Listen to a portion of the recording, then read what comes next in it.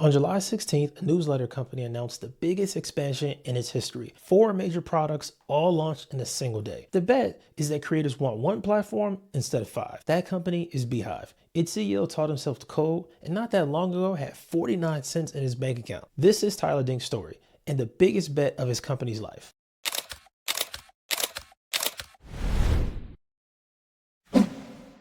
Tyler Denk studied mechanical engineering at the University of Maryland with a minor in technology entrepreneurship. He taught himself to code on the side.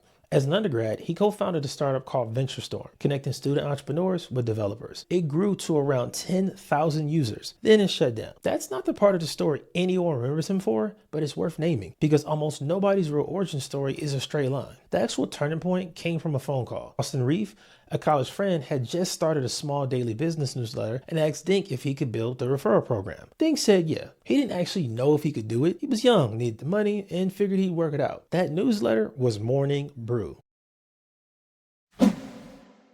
Denk joined Morning Brew in 2017 as employee number 2, in a role that was part engineering, part product, part growth, whatever the tiny team needed that day. He was 23 years old and his first real job out of college. He said since that what made it work wasn't that he arrived with all the answers. It was that Austin Reef and his co-founder gave him room to try things, fail at some of them, and to keep testing until something worked. He watched the company grow from 3 people to somewhere around 35 or 40. And what he actually built there is an entire reason BeeHiiv exists today. Morning Brew at the time made a deliberate decision. Rather than stitch together off-the-shelf software, they built their own. Denk has described it as part inexperience, part stubbornness. The build versus buy debate that every early startup has. Really resolved by building because he didn't know any better and wasn't inclined to compromise once he started. He built a referral program that became one of the most effective subscriber growth engines in the history of email newsletters. This helped push Morning Brew's audience into the millions. He built a custom content management system so writers could actually produce the newsletters day to day. He built an ad management platform to handle sales, inventory, and reporting for advertisers. Tyler even built custom growth dashboards on top of all of it. By the time it was done, he'd essentially built from scratch an entire operating system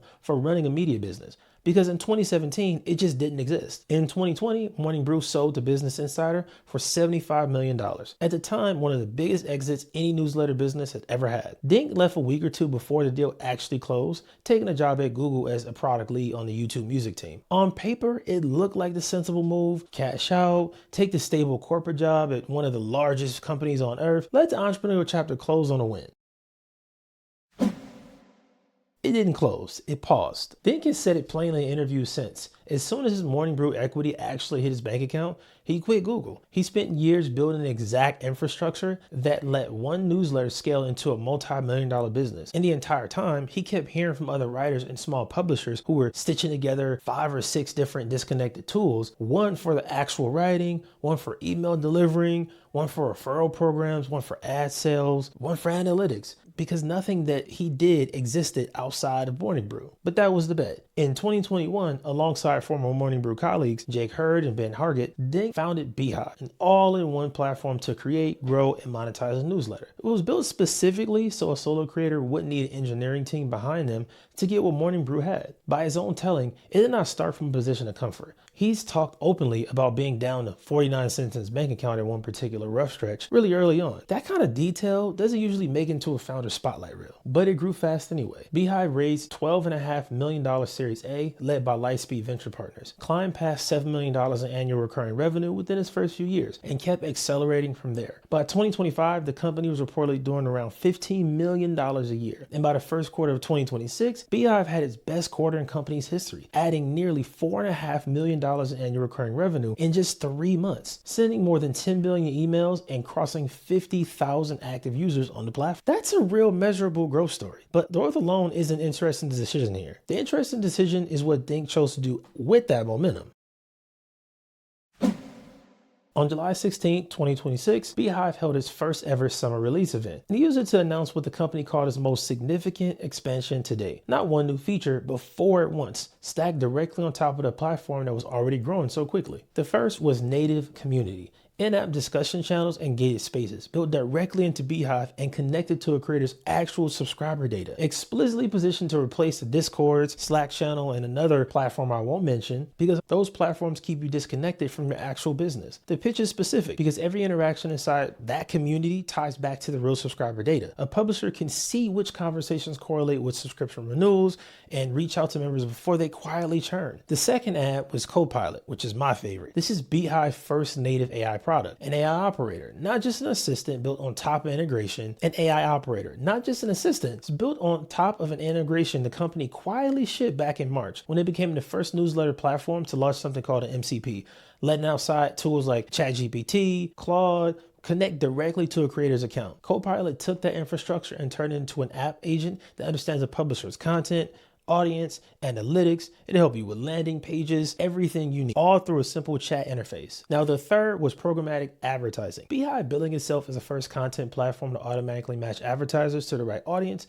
rather than requiring publishers to sell every ad themselves, capturing revenue that will otherwise sit unfilled in a publisher's inventory. And the fourth was a completely rebuilt visual editor, a true drag and drop writing experience with brand styles and templates built in, replacing what had been a limited tool. All of that arrived on top of native podcast hosting, which BeeHiiv already introduced back in April, with 0% revenue share and one-click distribution to Apple Podcasts and Spotify, plus a handful of smaller monetization tools, metered paywalls, flexible paid trials, and bulk subscriptions. Add it all up, and the pitch is direct.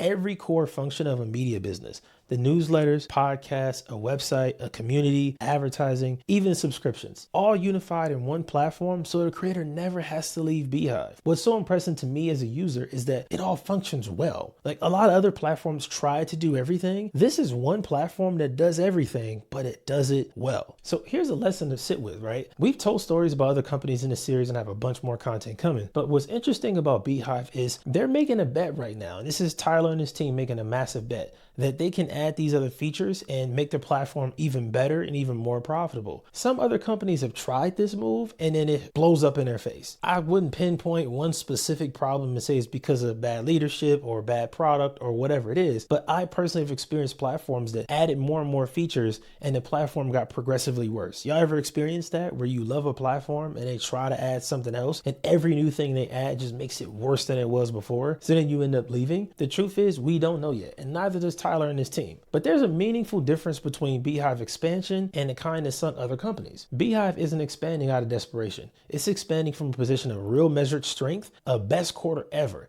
tens of thousands active users, myself included, and revenue that was already accelerating before a single one of these new features shipped. So what's the blueprint here? I think the way that Tyler and BeeHiiv are expanding is exactly the way a startup should do it. Instead of just moving out of desperation, you should only add more and more features when what you have is already working, and then your audience might have asked for other things. I was one person on LinkedIn post all the time with Tyler and his team asking for the community feature because it's another community platform that I didn't want to add where they were charging like $200 a month for all the stuff that BeeHiiv already does, which is where my audience is already existing. I don't want to add another platform, paying more hundreds of dollars a month. It becomes just too convoluted and too chaotic. I think if you're going to add more features to your platform to try to grow, it's best to do that after you have some proof. High quarter, high revenues, more users, just consistent growth. And then go and talk to those users about what it is that they want, what they need. It's clear that Tyler and his team knew exactly what creators needed. Obviously, being creators themselves, they can go and talk to the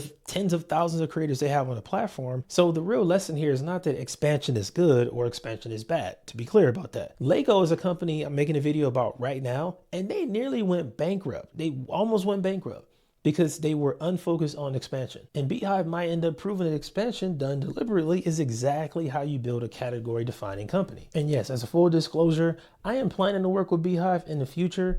I love the platform, been using it for, 2 or 3 years now. If you're a creator, you got to get on BeeHiiv. I got my link down in the description box down below. Yes, it's an affiliate link. Yes, I get paid if you use it. But most importantly, man, if you're a creator, this is a tool you need to make everything easier. Like, aside from me getting paid for it, I'm saying this because it is the best platform for you if you want to make all of this online stuff easier for yourself.